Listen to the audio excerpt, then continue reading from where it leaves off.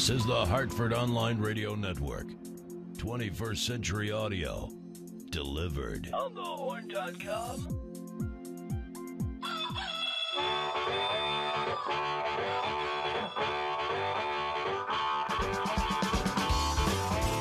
Hey folks, it's Tuesday evening. It's Hartford Online Radio on thehorn.com, and we're open for business. The show all about business ideas and practical solutions from real business owners.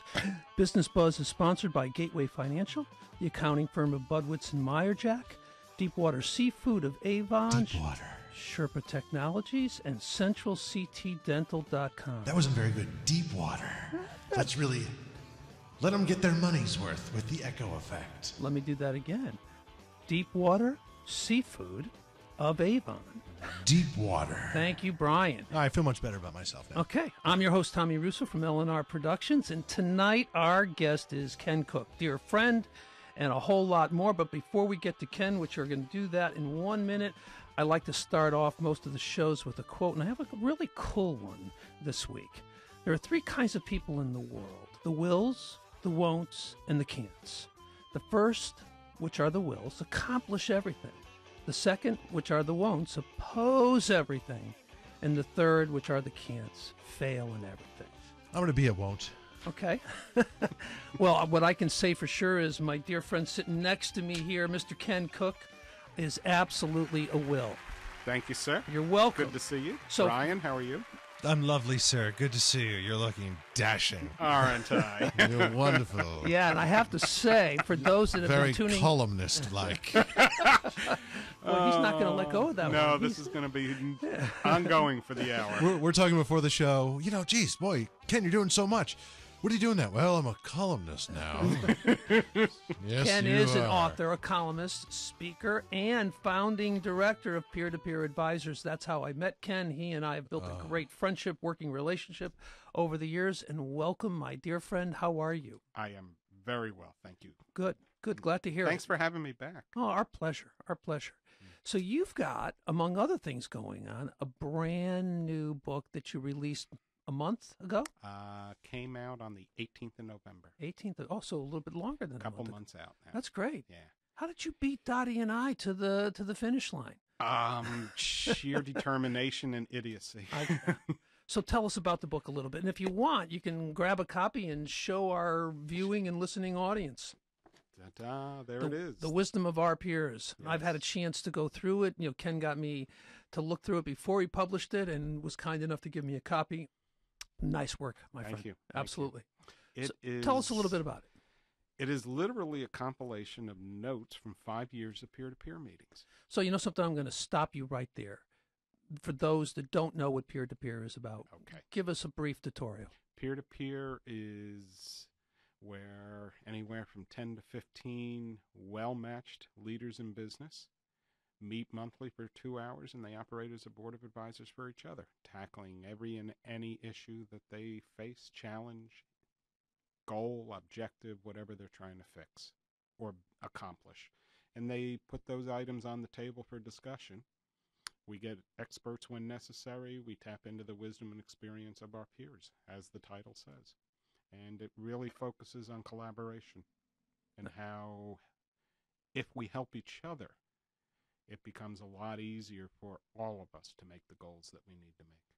I'm going to want you to underline, if we help each other. Yeah. It seems in business, most of the time, there's a scarcity mentality. I'm not going to share this information with you because you might get more successful than I. Yeah. As opposed to an abundant mentality. And these are my words. You might have a different way of articulating it. I like it. The abundant mentality is, of course, I'm going to share this with you. And you might be able to enhance it and bring it back to me in a bigger, better, more expanded way of looking at it. Mm-hmm. And that's, well, you know from experience, that's what we do with peer groups. To let our viewers know, I've been a peer-to-peer member now for 5 years. And what I would say with conviction and passion is that it's been worth every minute that I've put into it. Good. I've walked away, every single meeting learning something, every single meeting being inspired. And in part, it has to do with, and I mean this sincerely, Ken's ability to put the right combination of people, the chemistry. And so you're in this room full of people that in many cases are, maybe they're not necessarily smarter than you, but they have a whole different set of experiences that you do. And when they hear your issues and they can apply their own experiences to that, they provide objectivity that on your own you probably wouldn't get to the same finish line. You're right. Let me ask you, can I play the devil's advocate here? Sure. I love that you've been able to learn and get inspired and jazzed up. That's very important in business. Have you made money doing it? Beyond the shadow of a doubt. Because that's what all the skeptics out there who are like, yeah, great. You know what? I'm motivated myself. You know, and I can go anywhere and learn something. Why do I got to give this guy Ken Cook money to sit in a room and get motivated and educated? It's a great question. You field it, and then I'll put my 2 cents in. We make 2 promises, Brian. One is that you will be at the table with people whom you can help and who can help you. The way that translates out is that you are matched up, as Tommy said, with people that may not be exactly like you, but bring a diversity of experience and expertise that they help you. Tommy makes money. He makes money through his peer-to-peer relationships. He does business with other peer-to-peer members. He actually avoids costs that he would normally incur in the normal practice of running his company because somebody said, Tommy, I've been down that road. You don't want to go there. So that's promise 1. Promise number 2 is that you have an opportunity to leave every meeting with something of value. And that's through the facilitation. We are matchmakers and we're facilitators. That's the essence of what peer-to-peer is. And actually, I'm going to read you a short excerpt off of the back cover because I was trying to figure out what can I say that makes some sense to people. And I have a story, a parable titled The Man in the Hole. The entrepreneur fell into a hole and couldn't get out. The consultant passed by and the man yelled up to him, hey, could you help me out here? And the consultant diagrammed a matrix on how to get out, tossed it down along with an invoice, kept going on his way. The legislator walked by. I'm sorry to all of the legislators out there, but the man yelled, hey, can you help? And the legislator took it under advisement while figuring out how to tax it and kept going. Finally, another entrepreneur walked by and the man yelled, hey, Joe, can you help me? Joe jumped down into the hole. The man looked at him and said, what are you, stupid? Now we're both stuck down here.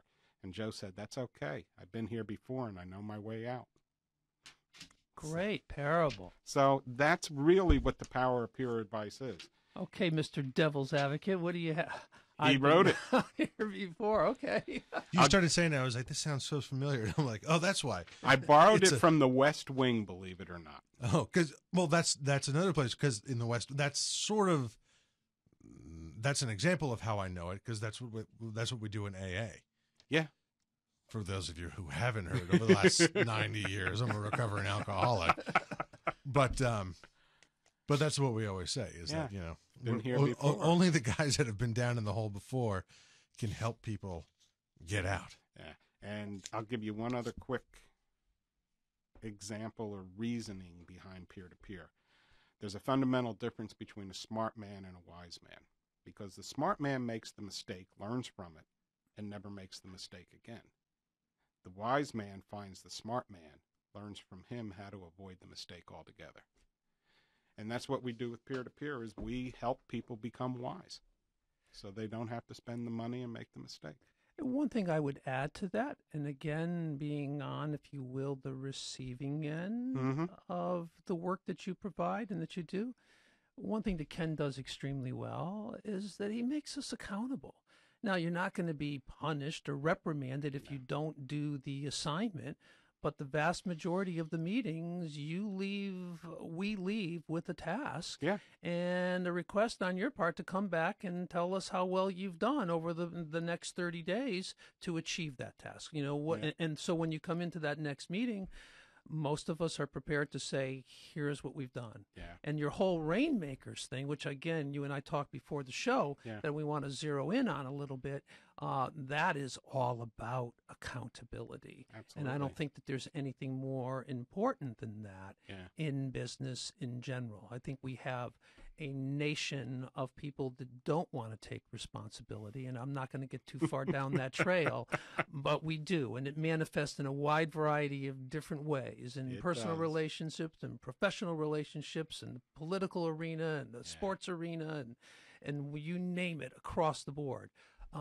With that said, though, it is all about accountability. It's me taking responsibility for the things that I do, both positively and negatively, and following through. And I think that that's an ingredient that you bring to the mix that you're welcome, that is invaluable to those of us that are participating on a month-to-month basis. I appreciate that. You're welcome. Brian, for your purpose, the column that I write, current column, is in the Hartford Business Journal. It's titled The Rainmaker. And it's all about what Tom just related to, is building business through relationships. And it's a factor that is lost so frequently because people are focused on the deal. They're focused on the objective, the transaction. I got to get the money in the door. And all I tell people is, look, think about it as you would feel if you were on the receiving end. If you're on the receiving end of someone who is pitching something to you, and you know the reason they're pitching it is they want the deal, then you're automatically defensive. Your walls are being built. You're figuring out reasons not to do this. And Rainmakers, all they think about is building a relationship that is founded on trust and the other person's interests at heart. I always tell people, before you go into a sales call, take a minute, 20 seconds, deep breath, and think about how you would treat your best friend, because that's the frame of mind you need going in. That's a great way to view it, because that's really what it's about. You know, I mentioned to both you guys that I was on the road the past couple days, and I stayed at a hotel, Queensberry Hotel, in Glens Falls, New York, last night. And this hotel, an old but refurbished establishment and done really well. The culture there is just incredible. Yeah. The service that I received from essentially the moment I walked in the door was impeccable, friendly, beyond expectation. They knew that I was leaving today and heading back to Connecticut. And I said, well, would you mind? Can you make me a sandwich for the road, and just put it on my bill, of course. They ended up making me, and I just asked for a sandwich. They made me 2 sandwiches, 2 bags of chips, a thing of cookies, and a Arizona tea. Nice. They charged me for the 1 sandwich. That's very nice. Now, how often do you run into that?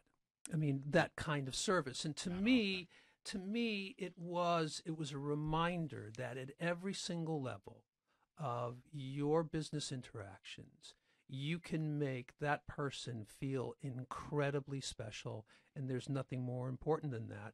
And in so many ways, that I felt like I was part of their family or their very best friend, because my best friend would have said, something, 1 sandwich may not be enough. You're going to be on the road for 3.5 hours. We're going to make you 2 sandwiches, and here's a couple bag of chips, and take these cookies and have this and a bunch of grapes. Cool. That's what a best friend would do, right? Yeah, it is. So that's why I'm sharing the story, is that I was I was blown away. And these are just people that are empowered by the management of that operation.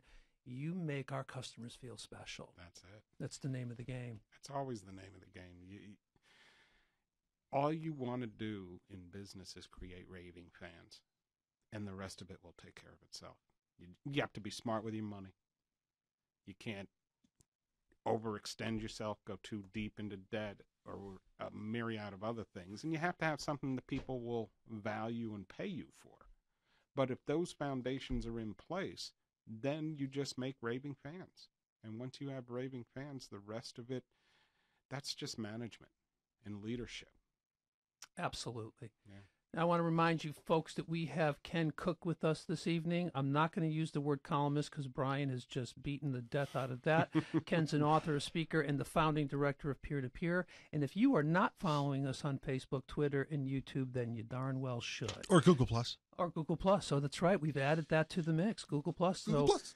We want to hear from the chat room. How many of you are on Google Plus right now, and what do you think of the experience? So come on, give us some feedback on that.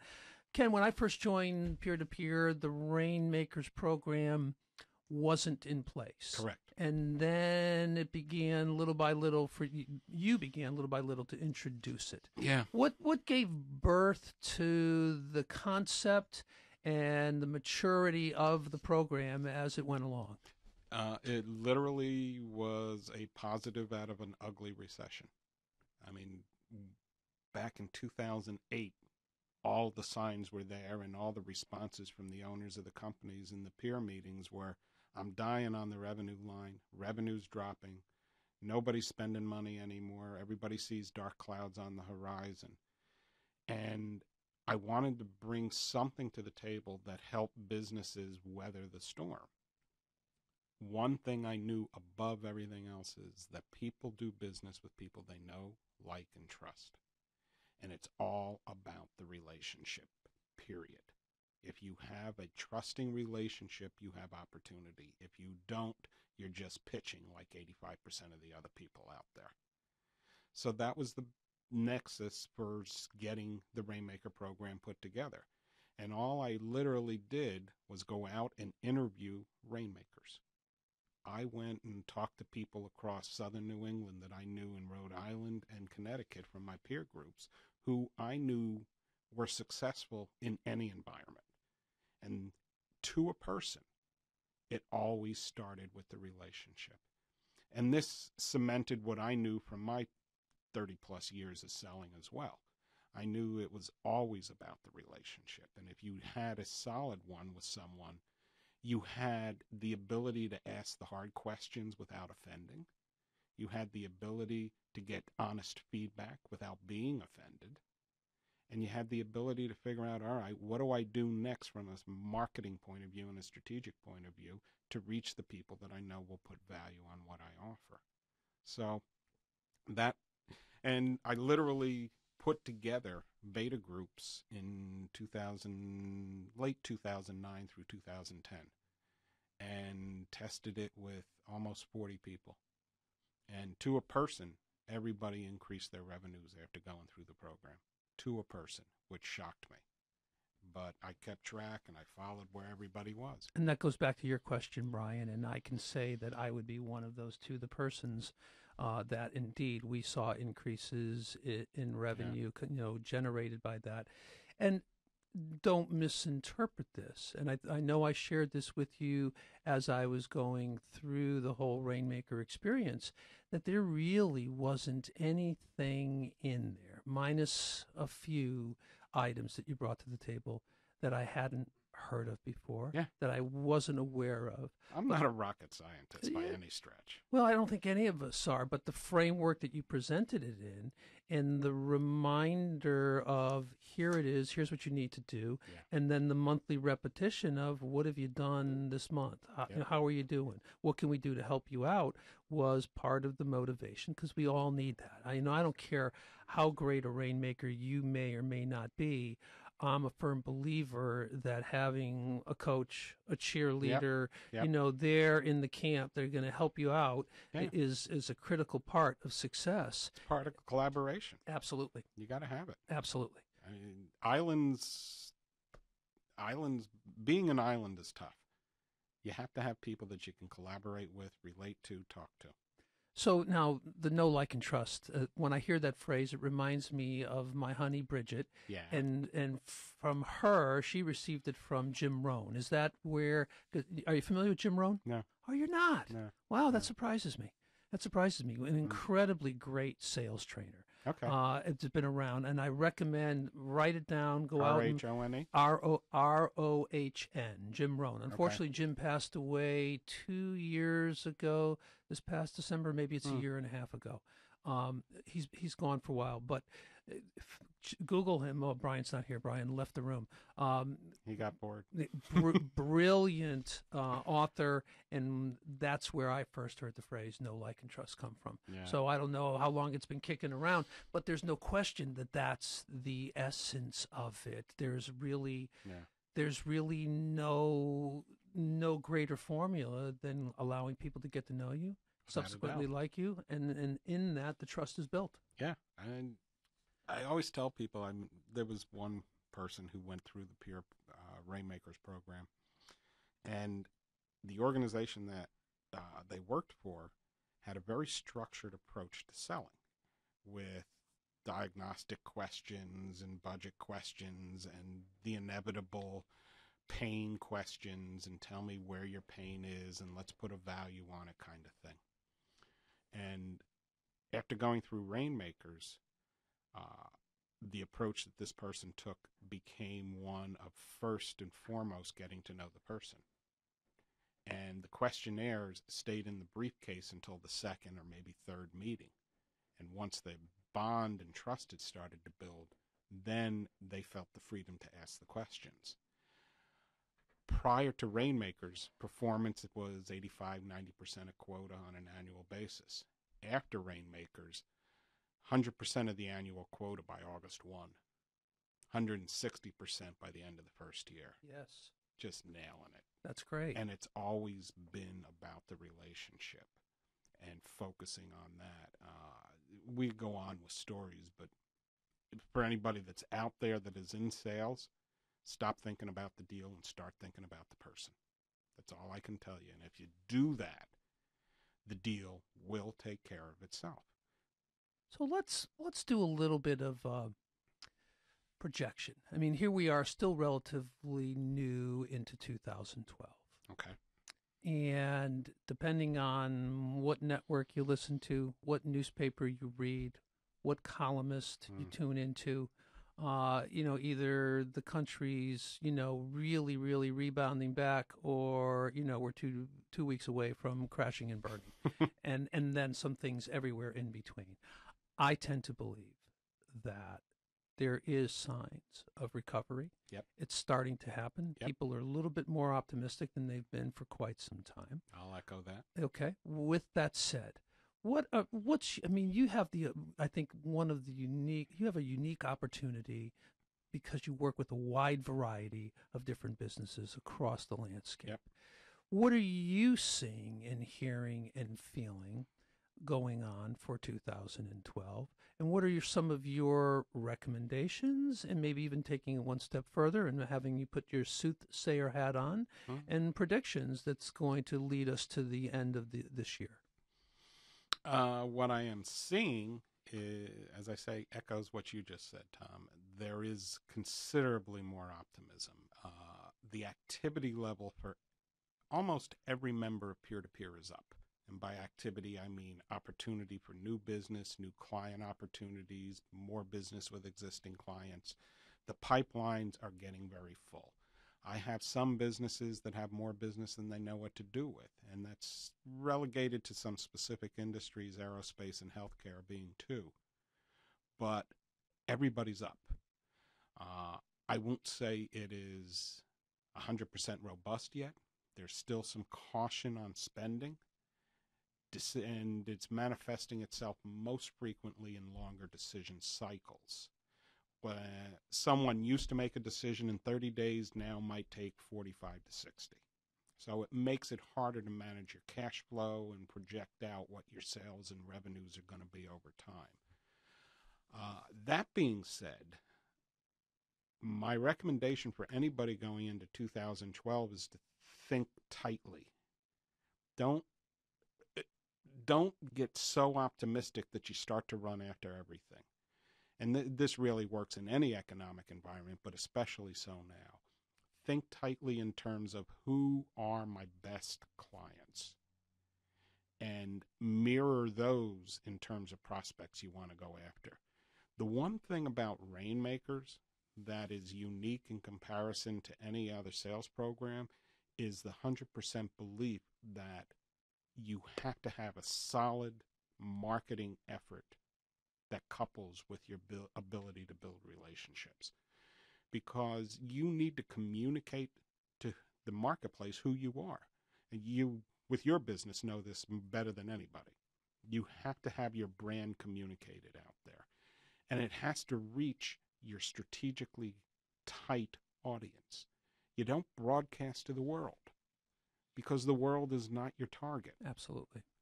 Once you tighten up who it is that you're going after, I mean, when you work with an advertiser who wants to get on the radio, you start to think about, okay, where do we want to place this? What shows? What's the demographic? Who are the people that they're trying to reach?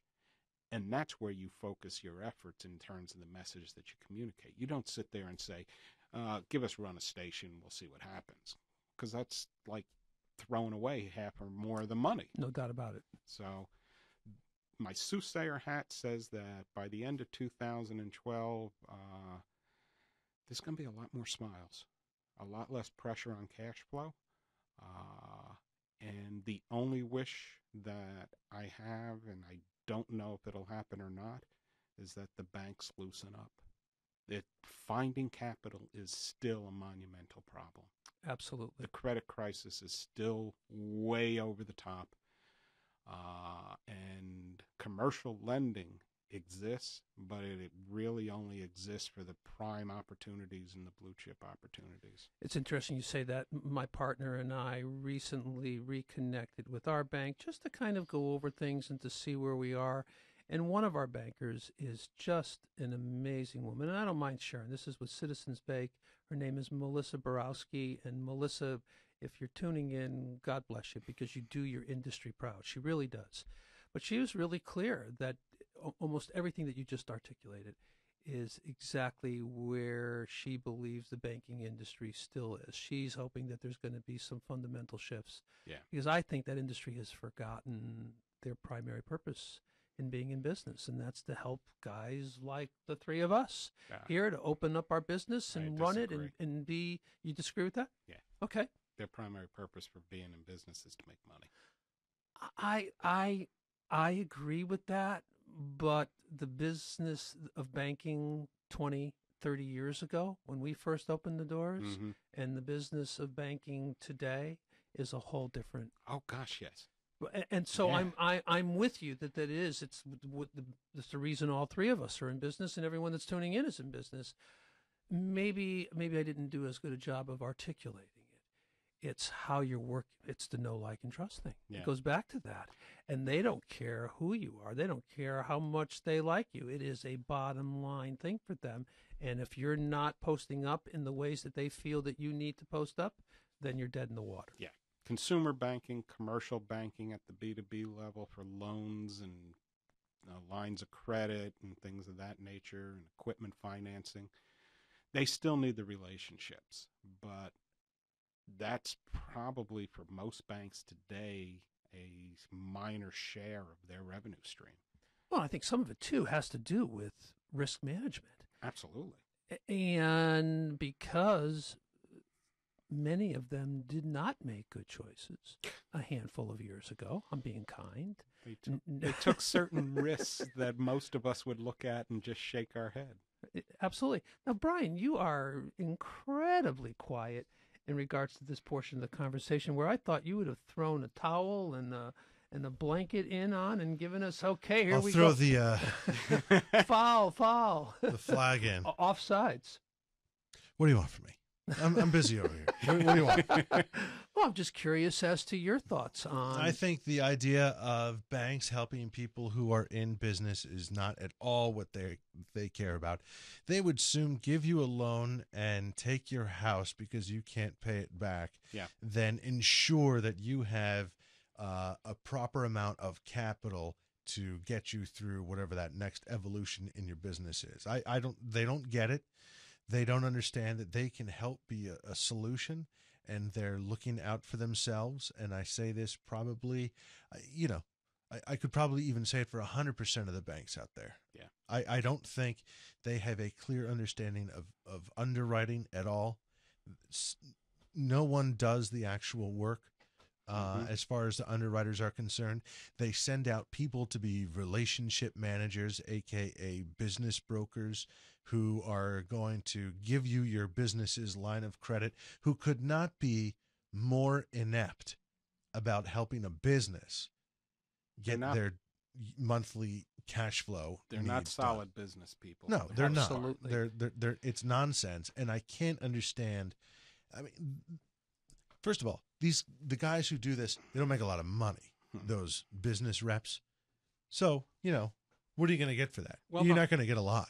But they have found that if they offer these nadir salespeople to the environment still needs it. They can, on the cheap, get some of these loans done, and they would rather take a risk that the salesperson is not going to be able to find a big whale or do something really good for a business that's going to grow like lights out. Instead, they find, people are going to come anyway. We don't want actual businessmen out there being the local banker. We just want order takers. Yeah. We want to be fast food restaurant. It's the McDonaldization, you could say, of the banking industry. See, I knew you'd have something to say about this subject. I agree with you, except for one adjective, and that was the use of nadir salespeople, because I think these are talented people. I don't think so at all. I think that their talent, though, is stifled dramatically in this industry. I think they're plotters. I think they can't run. So you know what they do? They drag themselves through the day. They got nothing going for them. And if those people were put in better situations, they would still fail. No, I disagree with that. Yeah, I'm going to... I've met some exceptionally talented bankers. I have not, and I got to tell you, I think I've met them all. I think their real challenge, though, is that they are put into an environment where they are asked to and tasked to create relationships. If I've heard one VP of banking say it, I've heard 100. We are relationship oriented. The problem is that when they come back to the bank, they re-enter the door and they're automatically in a culture of no. See, No. I don't disagree with you. I don't disagree with you. But the problem is that they don't have. We got people out there that don't even have any sort of advanced degree or have never run a business. I mean, some of these guys didn't even go through college. I'm not saying that college is, the benchmark and that's what we should do, but still, I mean, we have some really, really, really bad people working in the state of Connecticut in several of the banks, and I would say it's the majority of them. Well, you could say that about any industry, but I think the challenge for banking people on the front line is that they are tasked with compliance issues and regulatory issues that basically say, I don't care what your peg looks like. This is the size of the hole that you have to fit into. If you do not, and if your tolerance is off even by 1/10 of a degree, bye-bye. You're not getting any money. I'm going to use our personal experience, and without getting into detail, because I don't want to get into detail, my partner and I made decisions to make some changes with our bank, and just kind of tightening things up and doing whatever. And again, I won't get into detail. And the culture that you talked about, the cultural issue, is exactly what our banker came to the table with and said, here are the roadblocks. Precisely. And so you're right on. But she said, but I think I can find a path around these. So give me some time, fellas, and let me see what I can do. Now, Brian, we've been with this bank for many years, and this is the first time we had a banker say, let me see what I can do, because I think I can find a path that we can still work with the compliance and yet make it work for you guys. Good. And sure enough, she did. And that's why I gave her a shout out a few minutes ago. She was a breath of fresh air. So I think that there's some talented people. I agree with Ken, and I also agree with Ken in the sense that the culture dumbs them down. It takes the motivation away from them. It's funny. The three of us, are all saying the same thing, but with varying degrees of severity. I'm very severe. Yeah. I mean, I put you all the way at one end of it, and I put Tommy and me in the middle, and Tommy on the not as severe end.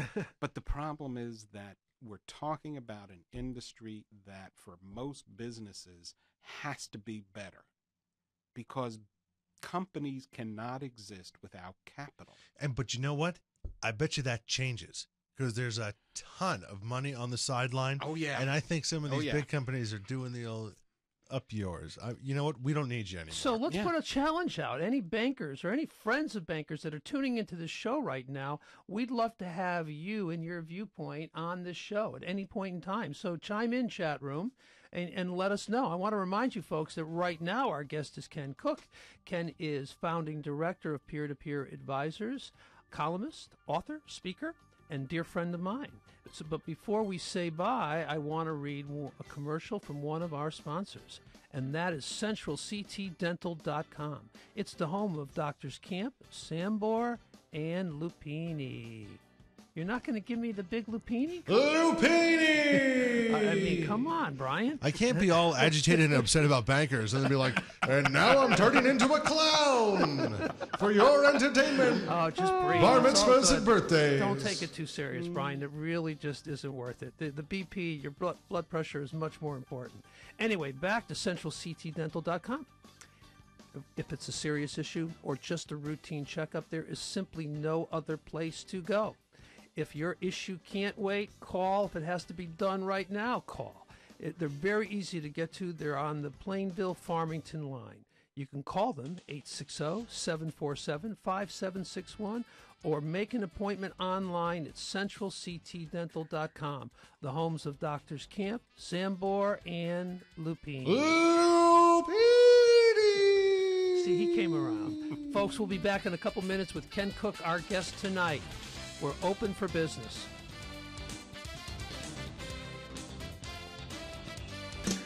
Budwitz and Meyerjack PC is a large Connecticut-based CPA firm with offices in Cheshire and Farmington, Connecticut. Large enough to handle engagements of enterprises with annual revenues in excess of $100 million, yet small enough to cater to smaller businesses and individual clients who expect personalized attention from partners and staff. Client service is the cornerstone of our practice. Our clients have a fixed fee for their audit and tax work. What this means to the client is we're approachable. Personal communication and client services make for strong relationships. Budwitz and Meyerjack, certified public accountants. And the Emmy goes to Stats Magoo. This is Mr. Magoo's first Emmy for an internet podcast. Recently, he came in second place in the Moodus County Fair Chili Cook-Off, and in 1973 was awarded the Sportsmanship Honorable Mention for fifth grade badminton. Wow, this is wow. What a shock. I'm just so overwhelmed. I don't know what to say. I mean, got so many people to thank. I mean, no, wait, I have to thank people. That was Stats I love Magoo. you, Mom. Congratulations, Stats. Coming up next, Justin Bieber sings Smells Like Teen Spirit. We'll be right back. Sandits Travel for business and leisure. We'll take you there. Sandits Travel has been proudly serving Connecticut since 1960. That's over 50 years. And we're ready for another 50 years of superior service. Whether you prefer to come in, call in, or log on, we invite you to explore how efficient, diverse, and fun it is to book through Sandits Travel. Save your money and your time with us, Sandits Travel. We'll take you there. At home, work, or your favorite coffee shop, if there's a Wi-Fi connection, get on the horn. Hartford's Heart and Soul. OnTheHorn.com.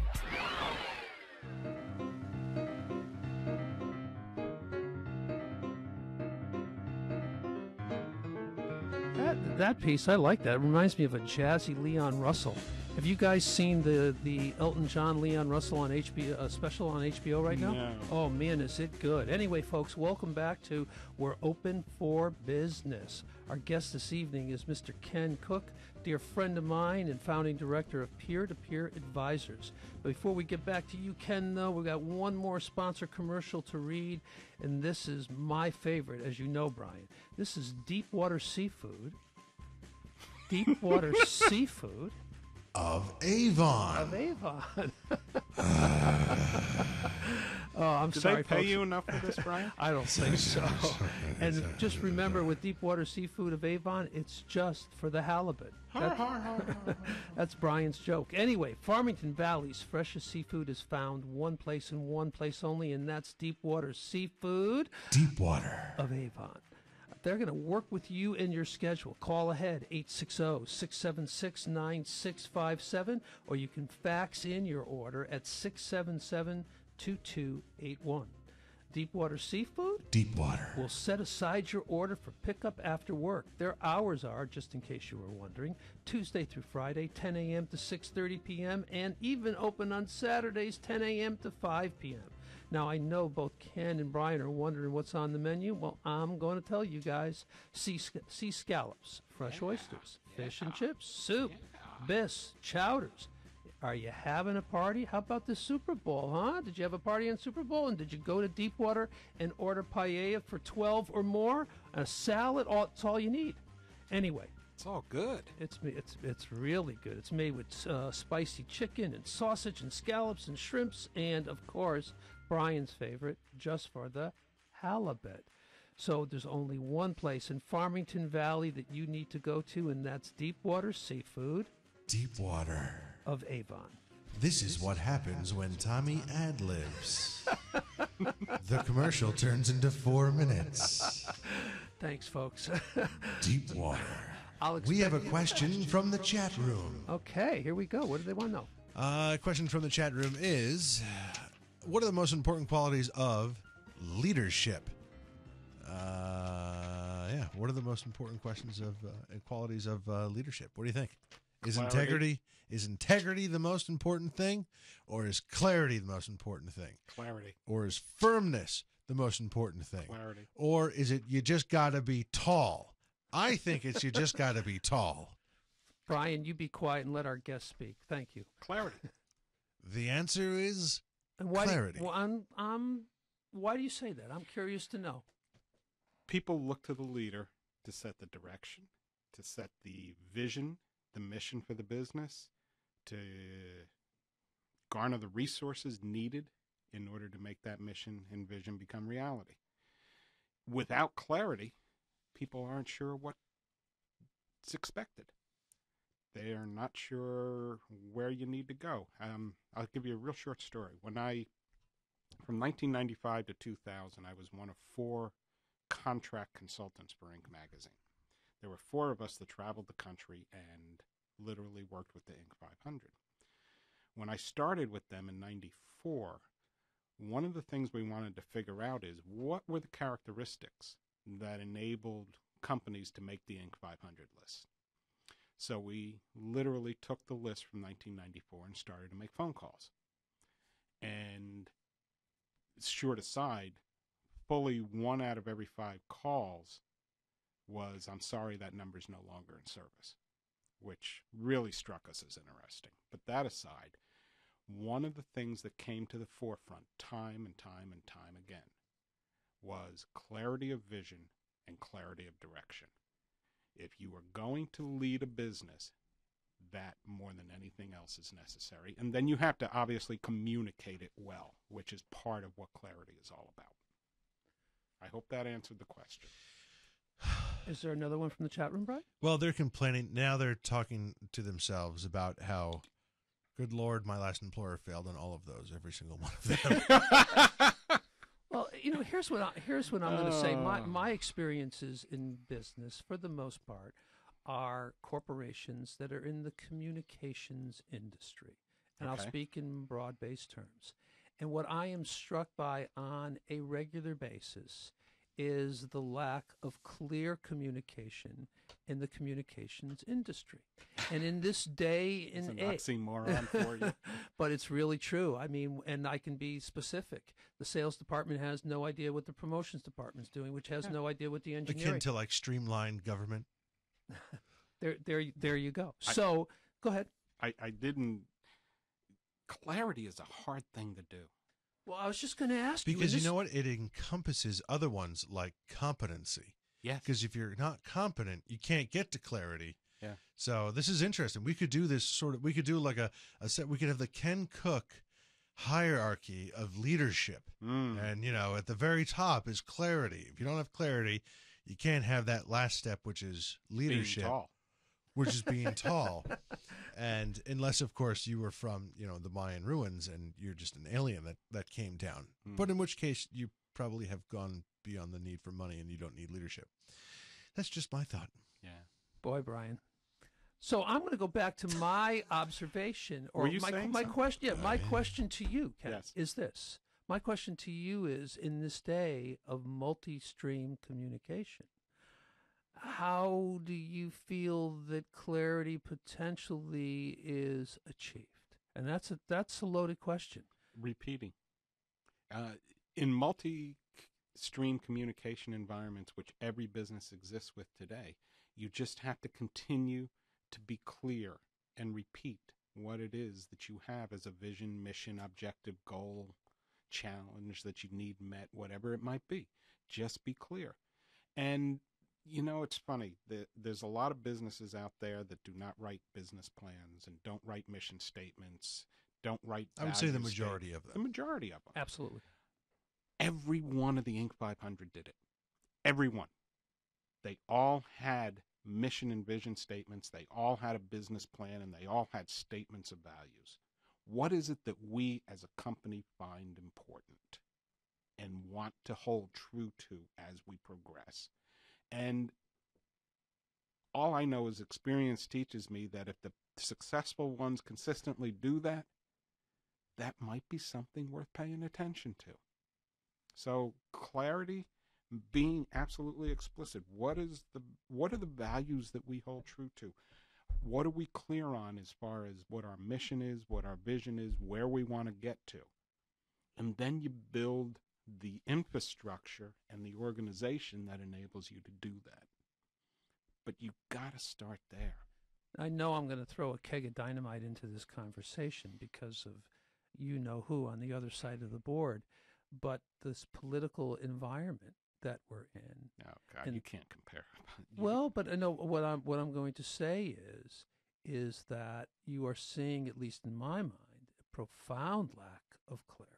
Of course. Across the board, and especially right now, maybe because they're so under the spotlight, the Republican candidates. I mean, there is no definitive, here it is, follow me and go for it. I mean, it is truly a life in a pinball machine would be one way of characterizing it. Well, there's a difference between running for office and successfully being in office and leading as a politician or a business leader or whatever.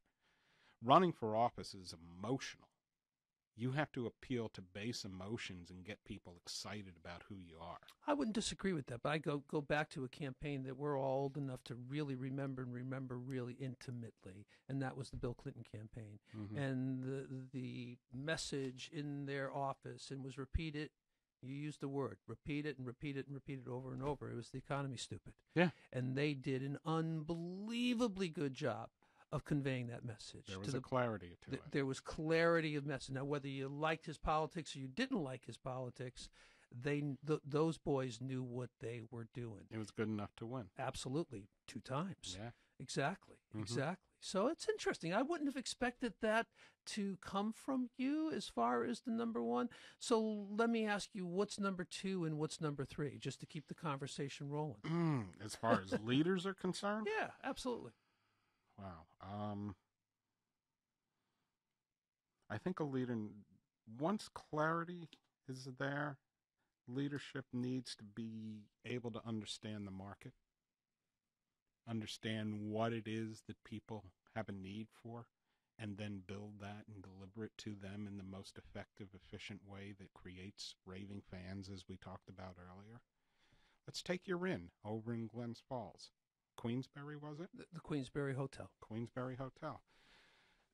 They have a clarity, and I'm just surmising this based on the story that you gave, but it seems to me they have a clarity around exceptional service and anticipation.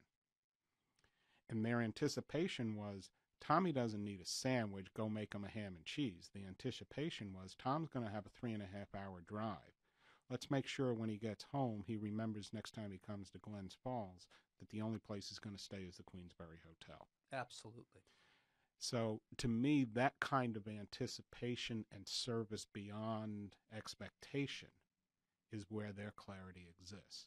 They understood their market. Their market are travelers who admittedly are off the beaten path. Glens Falls is not a destination that most people will go to. No doubt. So they need, when you get there, to go and stay with them. Because my bet is off of the interstate, you've got your Hampton and your Fairfield and the Holiday Inn Express and All the whatever above. else is there. Absolutely. But they have to compete against the economic model of cheap and clean, cheap not so clean, or dirty and really cheap. So they do it with service. They do it with friendliness. They do it with something that causes you to remember it. Travel 3.5 hours east while you're exhausted after a long day, get on a radio show, and one of the first stories out of your mouth is about the hotel you stayed at last night. They did that good a job. Yeah. Yeah, So that's anybody in the listening audience that's going to Glens Falls, as soon as you said the town's name, automatically said, what's the name of that hotel again? So it is The Queensberry Hotel there you go. on to- Ridge Street. Thank you very much. So understand your market. Well, that's exactly it. Yeah. So, Ken, let's go back to Brian's you. raising his hand. Okay, go ahead, Brian. If you don't want, you can go on. We have another question from the chat room. oh, yeah, let's know. What strategies work best to inspire people? Ken. Mine is money, if anyone's interested. I get inspired by money. Money's always good. It's usually number 3 or lower on the list. If it's not money, I would say money is number 2. I mean, in all honesty, if you want to inspire me and really, reward is high on the list. yeah, And I think if I had to say Inspired. to inspire people, that's different. If I had to say to motivate people and to get them to perform above and beyond, listen to them. Let them know they are heard. Because if someone feels that their opinion is valued, whether it's accepted or not, but it is heard, they will perform. To inspire them, empower them. Do you with, need inspiration? Do you really want, do I really need to spend my time if I have a factory and I want to, make widgets? Do I need to inspire the guys working the machines to do good? Or do I No. just need to say, this is how you do it. Here's your clear vision. Our clear vision is whatever, Six Sigma. And for that, you're going to be compensated. And the vision is if we reach this goal, everybody, this is what it means to you. Okay. You get a $1,000 paycheck or bonus or whatever, Okay. whatever the number is. See, that's what I think. I don't know. Inspire is a weird word. I don't really know if I need to inspire people. Well, I think I need to inspiration is motivate. a bit of a misnomer. Yeah, it's because sort of the- leaders don't inspire as much as they create a culture where people can feel motivated. I think that's the important part. Well, let's ask our chat room person that asked that question. Is that the word he, she really meant? Or is there another spin on it? That I don't know, but there's another spin from another person. And this is actually interesting. Inspiration. How about clean restrooms in the workplace? Trust me. There you go. Certain things can no longer be taken for granted in corporate America, small or large business. You know what? I like clean restrooms. Yeah, you know what? That's pretty. I don't really know if that would inspire me. I like to hot work there. water But that to would wash my certainly, hands. Yeah, but that would certainly be a detractant. See, the thing with employees that leaders often forget is that these are individuals who have original thoughts, ideas, and your model works, Brian, as long as everything works. The minute it doesn't work and that $1,000 bonus gets wings on it and starts to disappear because they know the team's not going to make it, if they are not heard, if their opinion as to why we're not making it is not taken into account, then they're automatically saying, well, they don't really care about making it. They don't care because 9 times out of 10, 9.9 times out of 10, Yeah. the people on the line have the answers. All you need to do is ask them. That's interesting. When it's not going well and the vision is clear that we're not going to make it, do you just give up? And maybe God, then no. you have to inspire people to keep going. You have to ask. You don't inspire, you ask at that point. Folks, it looks like we're going to fall short by about 10 grand this quarter. What do we need to do to make it up? Come on, help me out here. Give me some ideas. And what's working? What's not working? Is it a cost savings? Anybody got a way to save 10 grand? How about a way to save 100? Okay. And let's do that 100 times. Right. And to me, that goes back to what you shared a few minutes ago.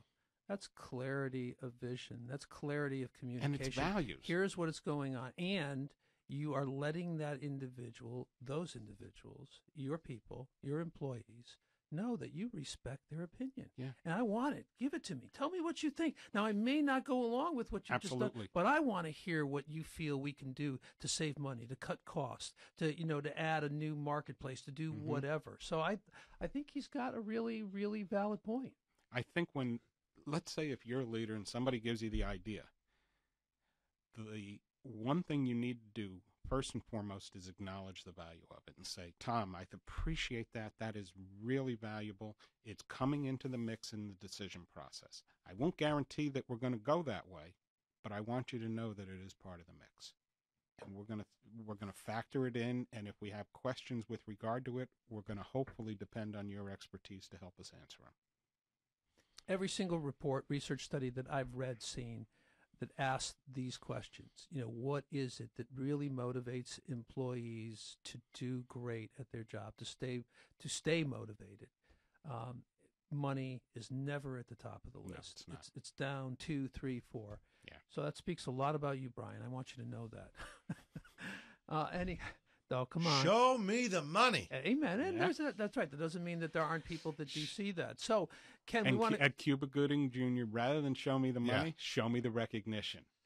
Do it with money this time, but show me the recognition. Yeah, no, that's certainly true. But I mean, and the flip side is that I haven't worked for someone else in 13 years. Wow. Or more. How old am I now? Maybe more. But like, I haven't worked for someone else since I was like 24. Yeah. So, and I'm way older than 24 now. So that also might be where I haven't really had that experience of having to work for someone else to, and hopefully gather inspiration or motivation from whatever their clarity of their leadership, to use all the buzzwords possible. I think Ken Blanchard would be quite proud of me. So I may just be the wrong person to ask there, because I'm always at the top. I'm my top and bottom line reader, and the rest of it in the middle is I'm going to set the parameters, and you do that. I'll give you the word that pops into my head when you describe your situation is control. When you work for someone else, you do not have total control. Yeah. And I was reading before I came in tonight about Facebook's IPO. Yes. And they, as part of the IPO, are listing the company as a controlled company, meaning that the stock that Zuckerberg owns places him in total autonomous control over every decision in the business, even though it's a public firm. Correct. And CalPERS, the California Teachers Pension Fund, has gone back to the board of Facebook and said, you need to look at diversity and you need to look at that control issue. Yeah. Whether there's any movement on it, I have no idea. Probably not. Why would he? That's another thing, though. The guy's making money hand over fist. Yeah. Why are you going public? This is one of those things that bothers me about companies going public. Yeah. There has to be a need. There isn't a need. And there isn't a need. No. And that's, I don't get that. And I wish someone... He wants a payday. But he already has a payday. He makes $485,000 a year, and he has 100% or monumentally high percentage ownership of his privately held business. Yeah, which is so making... he needs a transaction to go above the $485 a year. Yeah, this is for his own benefit. Precisely. Which is nothing to do with what the shareholders, quote unquote, need. Yeah, I agree. The shareholders aren't going to get anything out of this. He's just going to become a billionaire. Yeah, multi-billionaire. Yeah. Like 28 billion. Yeah. I mean, it's just going to be an enormous payday for him, but he needed a transaction to monetize his ownership. And he either sold the business to somebody else, which he's vehemently opposed. Right. Or he takes the IPO and pockets $28 billion in his private account and still controls the company. What do you do with $28 billion? I hope you give it away. I mean, it's just how boring is that? Bless Gates and his wife for doing it. Yeah. Well, And Buffett. I mean, Buffett gave billions Yeah. away. I mean, philanthropy to the nth degree. But that's just, I mean, at that, I don't get that money. I don't understand that many zeros. It's too many commas for me to know what that's like. Yeah. Where like everything in the world is taken care of, and like you're almost required not to be selfish anymore. Yeah. Because nothing that happens in the world is going to affect you. No, not monetarily. Not monetarily, which is really what, I mean, drives most of us in America is, you know, the freak out session of I got a kid on the way and I got to pay the mortgage and I got to do this and I got to do that. And that's why I'm tired, but I'm still going to wake up early and go and do whatever it is I have to do. You know, that's the motivator. People think about money and business. That's the why. Yeah. That dominates. Yeah, the why is take care of my family. And how do I do that? I need to earn. Yeah. I need to earn. But if you've already earned that much, I mean, and it's not just like if you have $2, $3, $5, $10 million, it's not it. Because you know what? You got to be careful still. That money can disappear quick. Yeah. But there's nothing, I mean, you can't even like invest $28 billion. No. You can't do it. You would own every company. Yeah. You know, so it's like, I don't know. It could be a quality problem. Yeah. So listen, before the show wraps up, Ken, I want to go back to your book. All right. I want you to share with our viewers, because we got some really good response from our chat room. So thank you folks this evening for participating. So Ken, for those that are tuning in that might be interested in learning more about the wisdom of the peers, how do they go about purchasing it? Why don't you show it to our viewing audience one more time? The wisdom of our peers, how collaboration helps us all be better at what we do. On Amazon.com? Amazon.com, BarnesandNoble.com, or my website. And who's it published by?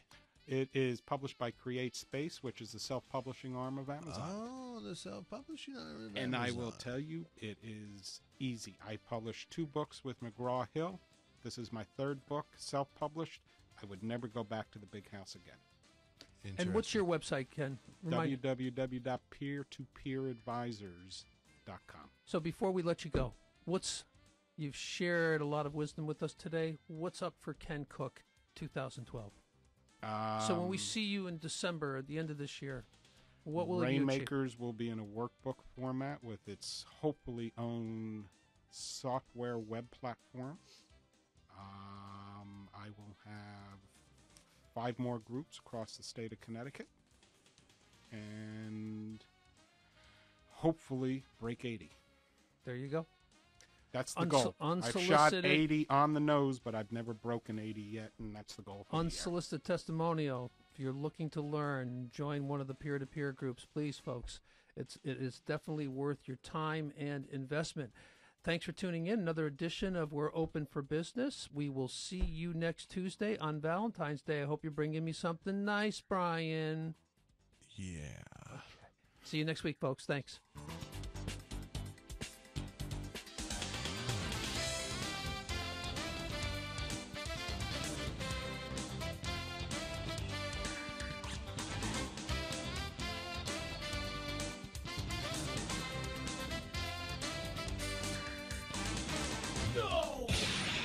The guys who had to choose between online radio or underwater pole vaulting. I don't understand what's going on here. It was an easy choice. Oh, yeah. On the Horn.